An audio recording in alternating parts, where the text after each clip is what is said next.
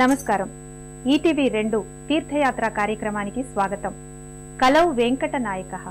కలియుగానికి అధినాథుడు, అధినాయకుడు వెంకటేశ్వర స్వామి. కలియుగాన శ్రీహరి శ్రీ వెంకటేశ్వరావతారంలో తన భక్తజన సంరక్షణ దీక్షను కొనసాగిస్తున్నాడు. దశావతారాలలో 10వ అవతారం కల్కి అవతారం. ఈ అవతార విశిష్టతకు తగ్గట్టుగా స్వామి గుర్రంపై శ్రీ వెంకటేశ్వరునిగా అవతరించిన అరుదైన విలక్షణ క్షేత్రం విశాఖపట్నం జిల్లాలోని ఉపమాక దేవస్థానం. కల్కి అవతార తత్వం, శ్రీ వెంకటేశ్వర స్వామి రూప విశేషం కలగలిసిన దివ్య సన్నిధి ఉపమాక క్షేత్రం. ఈ క్షేత్ర విశేషాలని నేటి తీర్థయాత్రలో తిలకిద్దాం.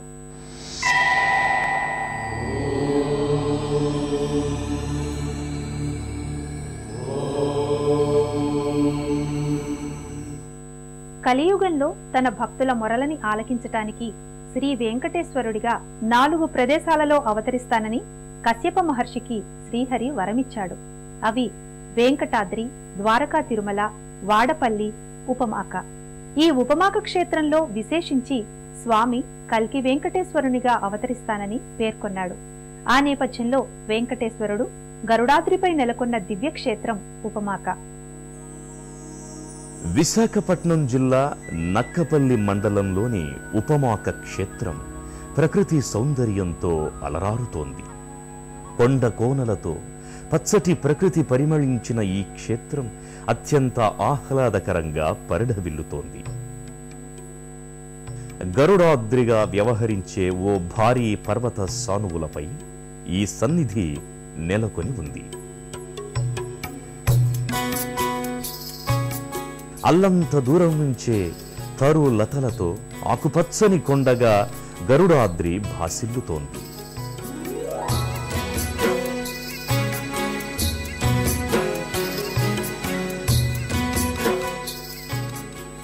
ప్రధాన ఆలయం ముంగిట ఉన్న స్వాగత తోరణంపై శ్రీభూనీళా సమేత శ్రీ వెంకటేశ్వరుని ప్రతిమలున్నాయి.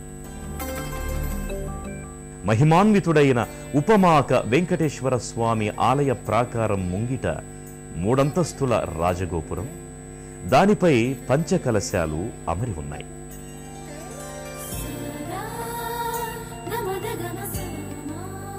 ప్రధాన ఆలయ రాజగోపురం వర్ణరంజితంగా శోభాయమానంగా ఉంటుంది. ఈ గోపుర సమక్షంలోనే పంచలోహ తాపిత కొయ్య ధ్వజస్తంభం కూడా ఉంది. కొండపైకి వెళ్లే మెట్ల మార్గానికి ఇరువైపులా ఆంజనేయుడు, గరుత్మంతుల భారీ చిత్రపటాలు కనువిందు చేస్తాయి.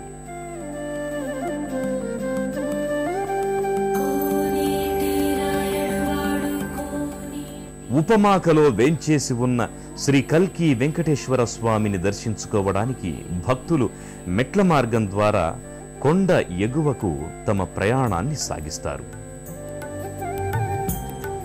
ఈ మెట్ల మార్గం ద్వారా నడిచి వెళ్లే భక్తులకు నిరుపమాన ప్రకృతి సౌందర్యం కనువిందు చేస్తుంది. అల్లంత దూరం నుంచి గోచరమయ్యే ప్రకృతి రమణీయత ముగ్ధుల్ని చేస్తుంది.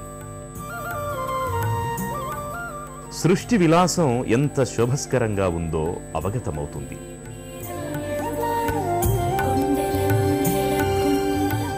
కొండ దిగువన ఉన్న కొబ్బరి తోటలో కొబ్బరి వృక్షాలు బారులు తీరి ఉంటాయి. శ్రీ వెంకటేశ్వరుణ్ణి ప్రసన్నం చేసుకోవడానికి కొబ్బరి చెట్ల రూపంలో ఒంటికాలిపై నిలబడి తపస్సు చేస్తున్న మునిపుంగవుల్లా ఇవి గోచరమవుతాయి.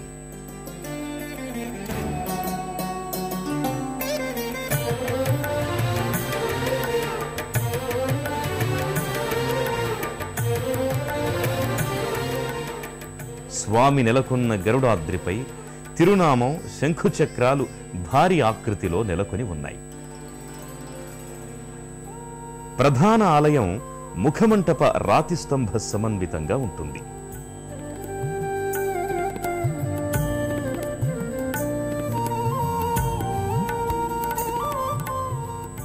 పసుపు వర్ణ శోభితంగా ఆలయ పరిసరాలు, గోపురం భాసిల్లుతాయి.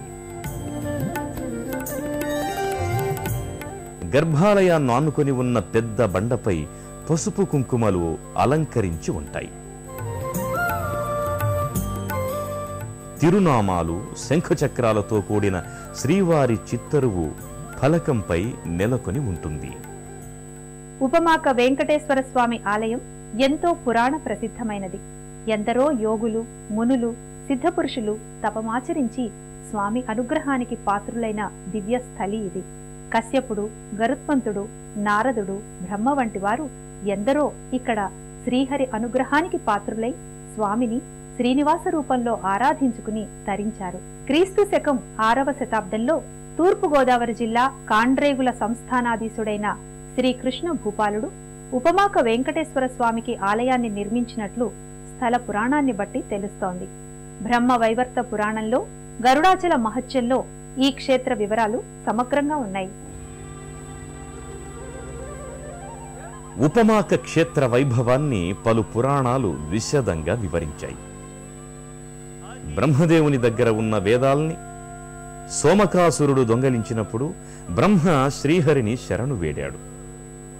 సముద్ర తీరాన ఉన్న గరుడాద్రికి వెళ్లి తపస్సు చేసి అక్కడ ఉన్న బంధురం అనే సరస్సులో నిత్య స్నానాదుల్ని ఆచరించి హయగ్రీవ మంత్రాన్ని ఉపాసిస్తే వేదాలు తిరిగి నీ పరమవుతాయని బ్రహ్మకు శ్రీహరి ఉపదేశిస్తాడు. అలా బ్రహ్మ ఉపమాక క్షేత్రంలో ఉన్న గరుడాద్రిపై తపస్సు ఆచరించి శ్రీహరి కరుణకు పాత్రుడయ్యాడు. రాక్షసుల వేధింపుల్ని తాళలేక కశ్యపుడు శ్రీహరిని శరణు వేడగా గరుడాచలంలో తపమాచరిస్తే నీ మనోభీష్టాలు నెరవేరతాయని సెలవిస్తాడు. కృతయుగంలో ఈ వెంకటేశ్వరుడు నెలకొన్న పర్వతం బంగారు కొండగా, త్రేతాయుగంలో వెండి కొండగా, ద్వాపరయుగంలో రాగి కొండగా, కలియుగంలో రాతి కొండగా ఇది భాసిల్లుతోంది. నారద మహర్షి ఈ క్షేత్రంలో తపస్సు చేసి శ్రీహరి అనుగ్రహానికి పాత్రుడయ్యాడు. ద్వాపర యుగాంతమందు గరుత్మంతుడు కృష్ణుడిని ఎల్లవేళలా తన వీపుపై ఉండునటులా వరం కోరాడు. అప్పుడు శ్రీహరి దక్షిణ సముద్ర తీరమందు గరుడు పర్వతంగా నెలకొని ఉండగా తానక్కడ స్థిరపడగలనని వరమిచ్చినట్టు ప్రతీతి. అందుకే ఈ పర్వతానికి గరుడాద్రి అనే పేరు స్థిరపడింది.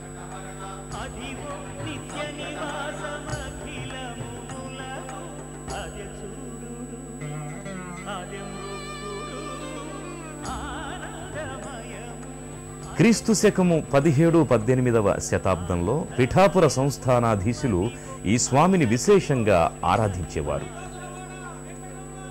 సిపి బ్రౌన్ సమకూర్చిన హిందూ దేవాలయాల చరిత్రలో కూడా ఉపమాక క్షేత్ర ప్రస్తావన ఉంది. త్రిదండి రామానుజ స్వామి 108 దివ్య దేశాలలో ఈ క్షేత్రాన్ని తార్క్ష్యాద్రి సింహాచలంగా అభివర్ణించారు. శ్రీ వెంకటపతికి సిరులైనది భావింప సకల సంపద రూప